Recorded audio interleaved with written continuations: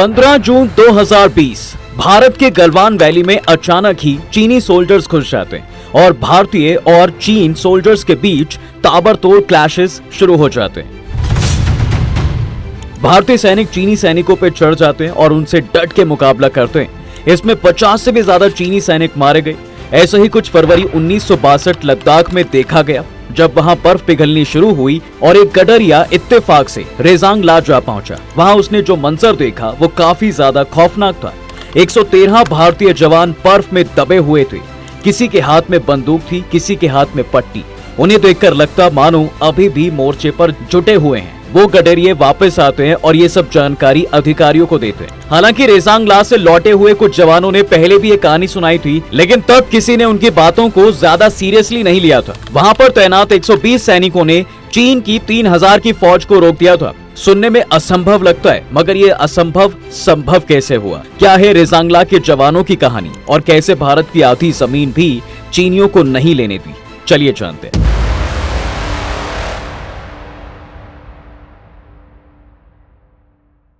देखिए, 18 नवंबर 1962 सुबह होने को थी और बर्फ की चादर ने पूरी जगह ओढ़ी हुई थी। सूरज 17,000 फीट की ऊंचाई तक अभी नहीं चढ़ पाया था। लद्दाख में ठंडी और कलेजा जमा देने वाली हवाएं चल रही थीं। यहाँ सीमा पर भारत के सैनिक तैनात थे। 13 कुमाऊं बटालियन की सी कंपनी चुशुल सेक्टर में तैनात रेजांग ला यानी रेजांग के पास पर अपने वेपन्स लिए चीनी जवानों का वेट कर रही थी और इस बटालियन को लीड कर रहे थे मेजर शैतान सिंह। मेजर शैतान सिंह का जन्म 1 दिसंबर 1924 को राजस्थान के जोधपुर जिले में हुआ था। इनके पिता हेम सिंह भट्टी भी एक जवान थे। अब पिता की तरह ही बेटे ने भी देश के लिए कुछ कर दिखाने का सपना देखा था और पढ़ाई पूरी हो जाने के बाद भारतीय सैनिक बनने का उनका सपना पूरा भी हुआ। 1 अगस्त 1949 को ये जोधपुर स्टेट फोर्सेस के ऑफिसर बनते हैं। जब जोधपुर रियासत भारत का पार्ट बना तब इन्हें कुमराव रेजिमेंट में ट्रांसफर कर दिया गया। इसके बाद नागा हिल्स ऑपरेशन में इन्होंने अपनी सूझबूझ का परिचय दिया। इसके अलावा 1961 में जब गोवा भारत का पार्ट बना तो उस टाइम भी शैतान सिंह ने बखूबी जिम्मेदारी निभाई थी। 1962 में इनके भारतीय आर्मी के लिए लगातार अच्छे कामों को देखते हुए प्रमोशन दे दिया गया और तब इन्हें मेजर का पद मिला। आगे जब 1962 में चीन और भारत का युद्ध शुरू हुआ तब इंडियन आर्मी को कोई एक्सपीरियंस सोल्जर चीन के बॉर्डर पर चाहिए था। उस वक्त मेजर शैतान सिंह को 13 बटालियन ऑफ कुमराव रेजिमेंट की एक छोटी सी टुकड़ी को लीड करने की जिम्मेदारी दी गई, जिन्हें लद्दाख के चुशुल सेक्टर में तैनात किया गया। चुशुल सेक्टर भारत और चीन के बीच एक डिस्प्यूटेड एरिया काफी सालों से रहा है और लाइन ऑफ एक्चुअल कंट्रोल यहां से सिर्फ 8 किलोमीटर दूर है। जिस कुमाऊं रेजिमेंट को यहां भेजा गया था उनके जवान ज्यादातर हरियाणा से थे, जिन्होंने अपनी जिंदगी में कभी बर्फ गिरते हुए नहीं देखी थी। उन्हें 2 दिन के नोटिस पर कश्मीर के बारामुल्ला से डायरेक्ट चुशुल लाया गया था। उन्हें इतनी ऊंचाई और कपकपाती सर्दी में ढलने का मौका ही नहीं मिला था। इन जवानों के चुशुल पहुंचने के साथ ही इंडियन एयरफोर्स का प्लेन आर्म्स और अम्यूनिशन के साथ 47 अहिर्स रिक्रूट को लेकर आता है, जिन्हें डायरेक्ट ट्रेनिंग से लाया गया था। इंडियन आर्मी के इन रिक्रूट्स को लद्दाख की हड्डी तक कपा देने वाली ठंड का पता नहीं था, लेकिन देश को इनके कंधों पर पूरा भरोसा था। 47 नए अहिर रिक्रूट्स के साथ मेजर शैतान सिंह की कमांड में अब टोटल 120 जवान थे और इस कंपनी को चार्ली नाम दिया गया था, इसलिए इसको सी कंपनी भी कहा जाता है। इस कंपनी में आए जवानों ने पहले कभी ठंड का अनुभव नहीं किया था, फिर भी वो इस ठंड में देश की सुरक्षा के खातिर दुश्मनों से लड़ने के लिए तैयार थे।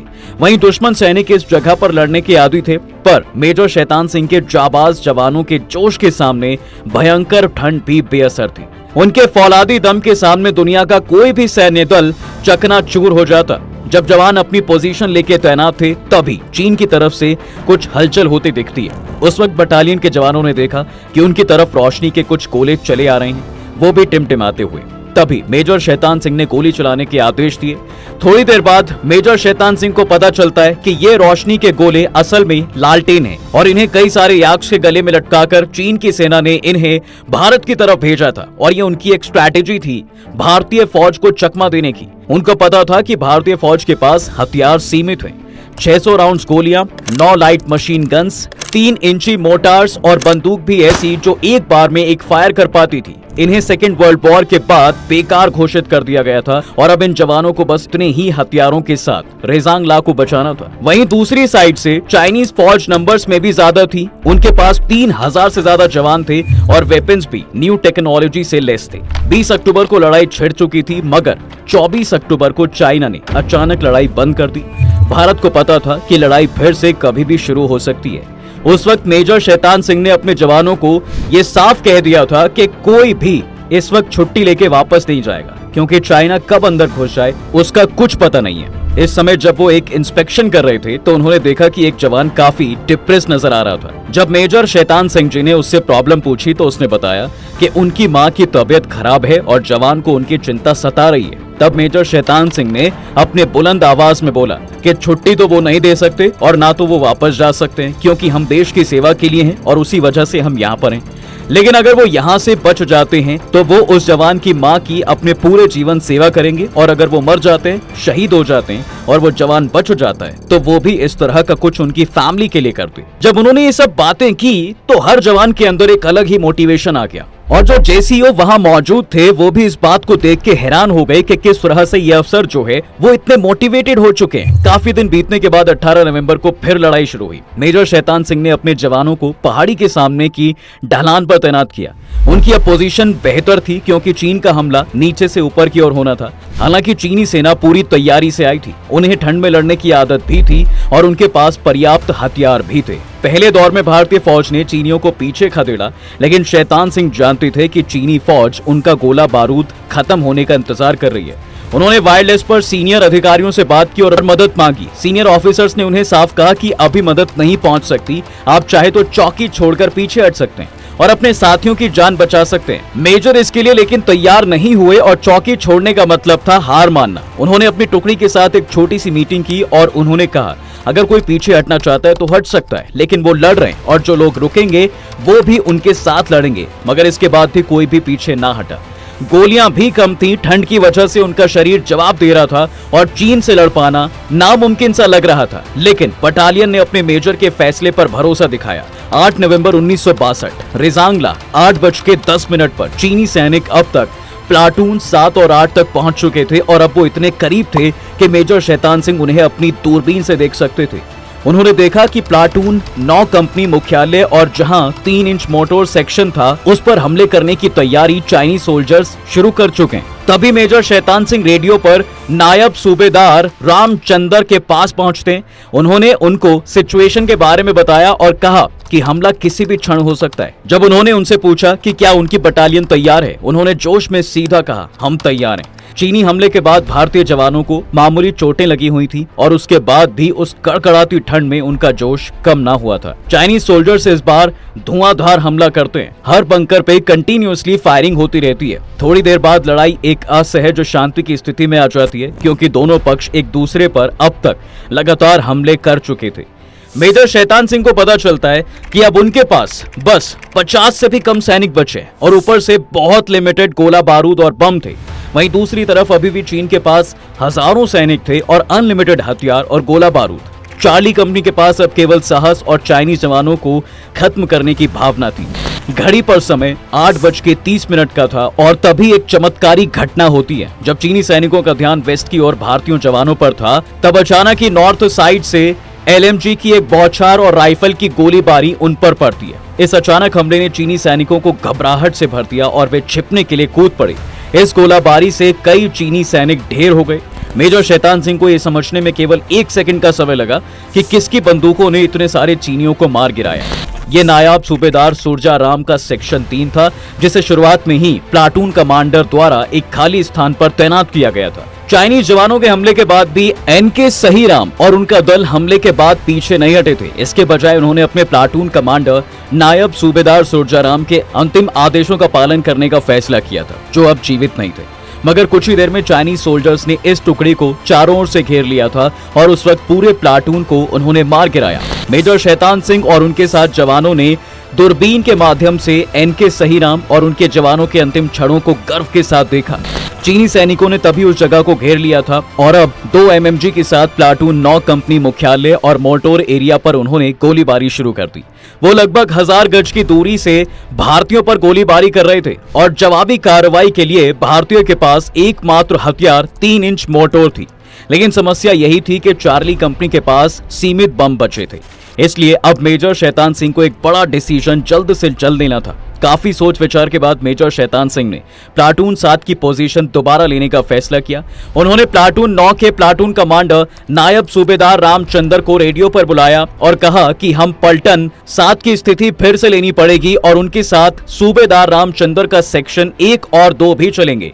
जब मेजर शैतान सिंह इंतजार कर रहे थे तो वो स्थिति को देखने के लिए कुछ देर के लिए बाहर निकले, तभी उनके हाथ और कंधे पर गोलियां लगी। वो तुरंत कंपनी हेडक्वार्टर्स में वापस आ गए। वहां मौजूद एक सिपाही ने फर्स्ट एड किट निकाली और उनके जख्मों पे पट्टी बांधी। इन जख्मों के बाद भी जब उनके पास दूसरी प्लाटून पहुंची तो उन्होंने डायरेक्ट ऑर्डर दिए और उनको कहा गया कि उनकी फिक्र करने की जरूरत नहीं है, वो एकदम ठीक है। अपने मेजर के इस एटीट्यूड ने उन सब के अंदर और भी ज्यादा जोश भर दिया। उनकी ये योजना कुछ समय तक काम करती दिखी, लेकिन जब मेजर शैतान सिंह और उनके साथ आए सैनिक कंपनी मुख्यालय से 400 गज की दूरी पर थे, अचानक ही उन पे MMG से हमला होता है और वो उनके एब्डोमेन को डायरेक्ट लगती है। मेजर शैतान सिंह का पेट MMG से हुए फायर की चपेट में आ जाता है। उनके साथ जो लोग थे वो भी गिर गए। पलटन के साथ 20 लोगों और कंपनी मुख्यालय के 8 लोगों में से केवल अब 5 ही दुश्मन के MMG के हमले से बच पाए। मेजर शैतान सिंह के ज्यादा खून बह जाने की वजह से वो बार बार बेहोशी की हालत में जा रहे थे, लेकिन इसके बाद भी उन्होंने लड़ाई जारी रखी। उन्हें कुछ सैनिक सुरक्षित ले जाना चाहते थे, मगर उन्होंने बिल्कुल मना कर दिया और अपने सैनिकों से दुश्मन से लड़ने का आदेश दिया। उन्होंने मशीन गन को अपने पैरों से बंधवा लिया था, क्योंकि हाथों में जख्म की वजह से उनके हाथों ने काम करना बंद कर दिया था और वो दुश्मन पर इस प्रकार हमला कर रहे थे। वो आखिरी सांस तक देश के लिए लड़ते रहे और 18 नवंबर 1962 को देश के लिए शहीद हो गए। रेजांगला के इस बैटल में भारतीय सैनिक ने चाइनीज सोल्जर्स की लाशें बिछा दी थी और भारत के 120 सैनिकों में से 114 सैनिक इस देश के लिए शहीद हो गए और बचे 6 सैनिकों को बंदी बना लिया गया था। बर्फबारी और उस ठंड की वजह से भारतीय जवानों के शव उसमें ढक चुके थे और जब 3 महीने बाद बर्फ गली तब सब जवानों के शव प्राप्त हुए और कई लोगों के हाथ में बंदूक तक जम चुकी थी। तब जाकर रेजांगला की लड़ाई की कहानी दुनिया के सामने आ पाई और भारतीय आंकड़ों के अनुसार मेजर शैतान सिंह और उनके साथियों ने रेजांगला में चीन के 1300 सैनिकों को मार गिराया था। आमतौर पर अपनी किसी भी हार से इनकार करने वाले चीन ने भी बाद में माना कि सेना का सबसे ज्यादा नुकसान रेजांगला पर ही हुआ। उनके अपने आंकड़ों के अनुसार चीन के 500 सैनिक मारे गए।